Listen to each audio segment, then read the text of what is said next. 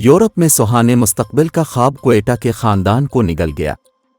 क्वेटा के इलाके अलमदार रोड के रिहायशी सैयद अली आगा, उनकी अहलिया 40 साला बीबी ताहिरा, 4 बच्चे 14 साला सुबहान, 12 साला सज्जाद, 10 साला फातिमा और 5 साला कौसर तरकिये के समंदर में यूनान जाते हुए कश्ती उलटने से जाँ बहक हो गए। उनके अहले खाना ने तस्दीक करते हुए बताया कि 20 मार्च को तरकिये से किसी जानने वाले ने टेलीफोन पर हादसे की इत्तला दी और बताया कि कोई भी जिंदा नहीं बच सका। उन्होंने कहा कि हमने तरकिये में पाकिस्तानी सफारतखानी और तरकिये हुक्काम से राब्ता किया। मैयतों को क्वेटा लाने का तरीक़ाकार बहुत महंगा, पेचीदा और वक्त तलब था।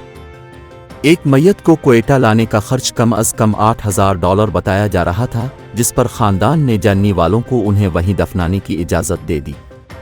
उनका कहना था कि हादसे की वजह से पूरा ख़ानदान कर्ब में मुब्तला है और बूढ़े वालिदैन सदमे में है।